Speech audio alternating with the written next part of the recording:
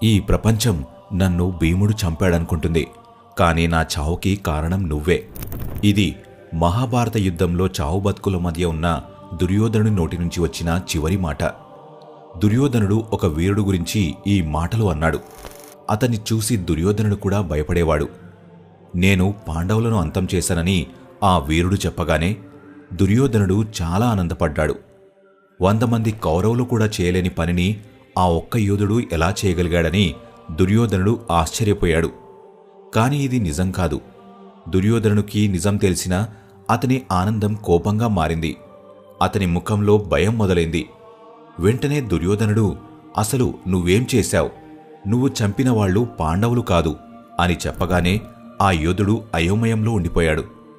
మహాభారతం యుద్ధంలో క్రూరమైన యోధుడుగా మారాడు. అతను తలుచుకుంటే ఒంటరిగానే పాండవులను ఓడించగలడు. కాని ఆ వీరుడిని శ్రీకృష్ణుడు ఎందుకు శపించాడు? ఆ శాపం గురించి ఎన్నో కథలు వినిపిస్తూనే ఉంటాయి.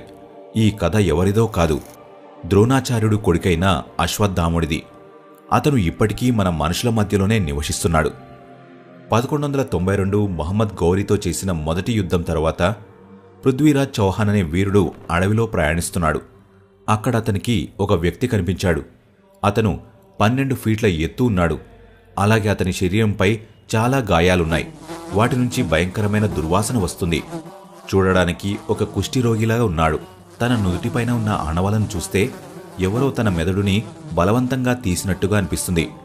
12వ శతాబ్దంలో రాసిన పుస్తకం పృథ్వీరాజ్ రసో ప్రకారం పృథ్వీరాజ్ ఒక గొప్ప చికిత్సకుడని తెలిసింది.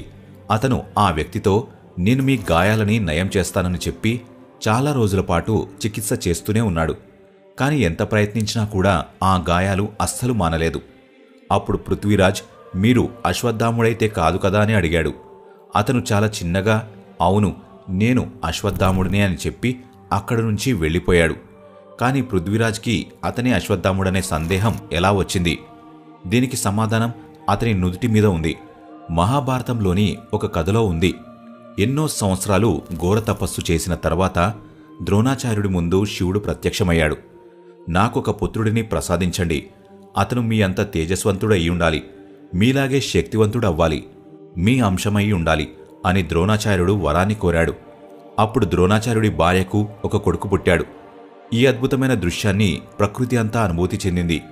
ఆ పిల్లవాడు పుట్టగానే అస్సలు ఏడవలేదు. ఏడవకుండా గుర్రంలాగా పెద్ద శబ్దం చేశాడు. అప్పుడు పూర్తి ప్రపంచమంతా గర్జించినట్టుగా అనిపించింది. అందుకనే అశ్వంలాగా గర్జించడంతో అతనికి అశ్వత్థాముడనే పేరు పెట్టారు. శివపురాణం ప్రకారం అశ్వత్థాముడు స్వయంగా శివుడి అంశమే. అందుకనే అశ్వత్థాముడి నుదుటిపైన కూడా శివుడి 3వ కన్ను లాంటి మణి ఉంటుంది. ఆ మణి వల్లనే అశ్వత్థాముడికి ఒక వరం దొరికింది. అతన్ని ఏ ఆయుధమూ ఎదిరించలేదు. అలానే అతను ఏ రోగాల బారిన పడడు. ఆకలి, దాహం లాంటి బాధలు కూడా ఉండవు. అతనికి అమరుడుగా ఉండే వరం దొరికింది. ద్రోణాచార్యుడు తన కొడుకు ఒక శక్తిశాలి వీరుడవుతాడని ముందే గుర్తించాడు. అందుకనే తనకి ధనుర్విద్యని నేర్పించాడు. దానివల్లే అతను మహాభారతంలో ఒక క్రూరమైన యోధుడుగా మారాడు. చాలామంది ద్రోణాచార్యుడు అర్జునుడికి మాత్రమే బ్రహ్మాస్త్ర జ్ఞానాన్ని నేర్పించాడని అనుకుంటారు. కానీ ఇది నిజం కాదు.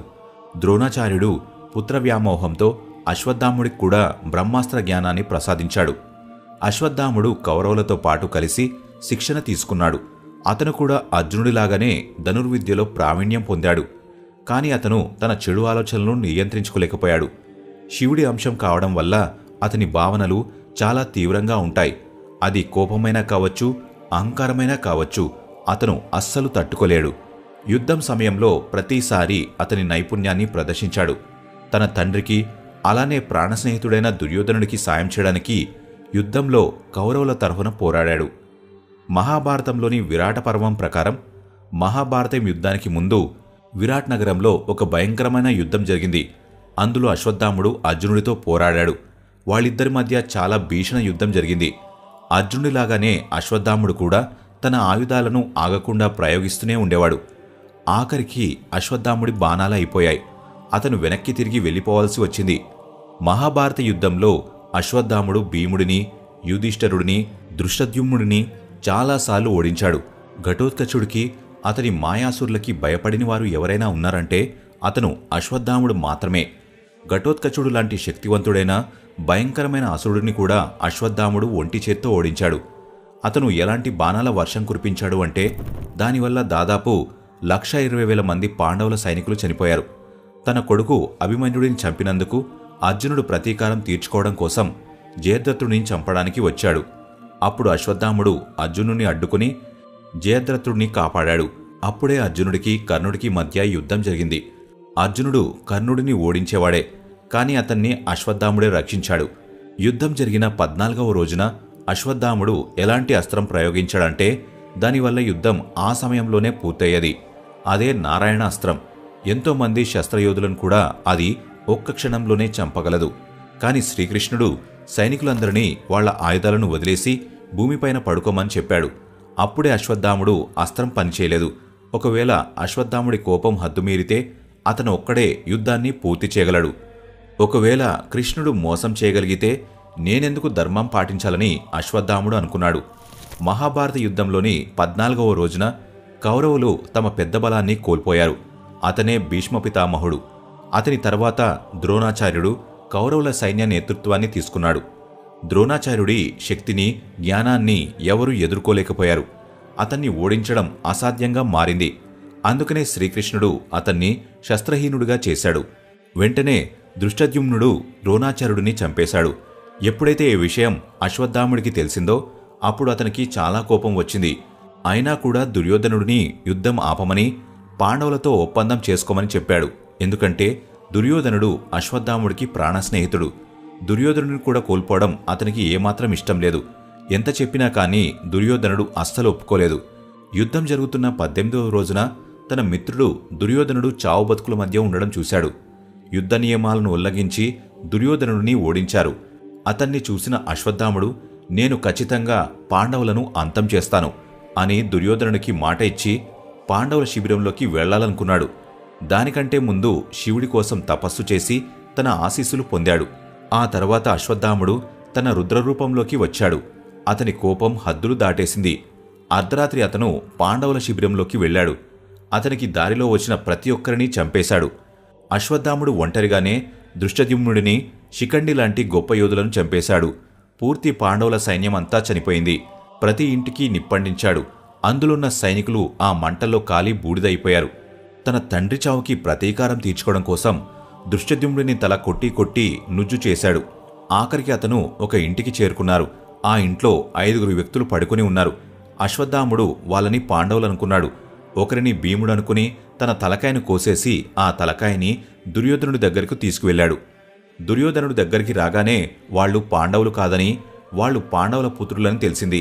మరుసటి రోజు పాండవులు వాళ్ళ శిబిరానికి తిరిగి రాగానే అక్కడ దృశ్యాలు చూసి వాళ్లు చాలా ఆందోళన పడ్డారు. పూర్తి సైన్యమంతా చనిపోయింది. వాళ్ల పుత్రులు చనిపోయారు. 5గురు పాండవులకి చాలా కోపం వచ్చింది. వాళ్లందరూ అశ్వత్థాముడిని భస్మం చేయాలనుకున్నారు. కాని అతని వరం వల్ల అశ్వత్థాముడిని ఎవరూ ఓడించలేరు. అయినా కూడా పాండవులు అశ్వత్థాముడితో యుద్ధం చేయడానికి సిద్ధపడ్డారు. వెంటనే అశ్వత్థాముడు తన తండ్రి నేర్పించిన బ్రహ్మాస్త్ర విద్యను ప్రయోగించాడు. బ్రహ్మాస్త్రానికి పూర్తి ప్రపంచాన్ని నాశనం చేయగల శక్తి ఉంటుంది. మరోవైపు శ్రీకృష్ణుడు కూడా అర్జునుడిని బ్రహ్మాస్త్రం ప్రయోగించమని చెప్పాడు. అవి ఖచ్చితంగా ఒకదానితో ఒకటి ఢీకొట్టుకునేవి. సరిగ్గా ఆ సమయంలోనే అక్కడికి వేదవ్యాసుడు వచ్చాడు. అతను వాళ్ళిద్దరికీ నచ్చజెప్పి వాళ్ళ అస్త్రాలను వెనక్కి తీసుకోమని చెప్పాడు. అర్జునుడు తన అస్త్రాన్ని వెనక్కి తీసుకున్నాడు. కాని అశ్వత్థాముడికి అస్త్రాన్ని వెనక్కి తీసుకోవడం ఎలాగో తెలియదు. అందుకే వేదవ్యాసుడు అశ్వత్థాముడితో తన అస్త్రాన్ని ఒక పర్వతం వైపుకి మళ్లించమని చెప్పాడు.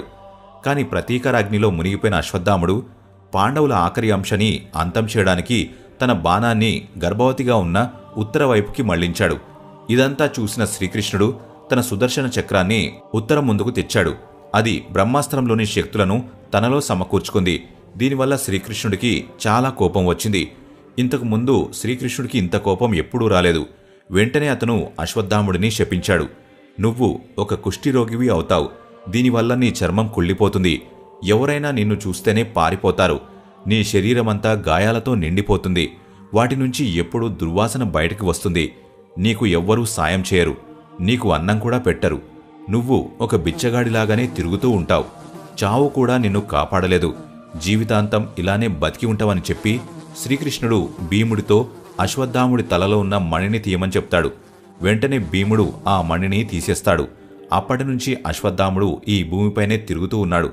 అతను విష్ణు భగవానుడి పదావతారం కోసం ఎదురుచూస్తున్నాడు. కల్కి భగవానుడికి సాయం చేసి ఈ ప్రపంచాన్ని రక్షించడానికి తోడ్పడతాడు. చాలా సంవత్సరాల నుంచి ఎంతోమంది అశ్వత్థాముడిని చూశామని చెప్తున్నారు. వీటిలో ఎంత నిజముందో ఇప్పటికీ ఒక రహస్యంగానే మిగిలిపోయింది. మీకు దీని గురించి ఏమనిపిస్తుంది? మాకు కామెంట్ బాక్స్లో ఖచ్చితంగా చెప్పండి. ఈ వీడియో ఇంతే ఫ్రెండ్స్. ఈ వీడియో మీకు నచ్చినట్టయితే లైక్ చేయండి. ఇలాంటి మరెన్నో వీడియోస్ కోసం ఇప్పుడే మన ఛానల్ని సబ్స్క్రైబ్ చేసుకోండి.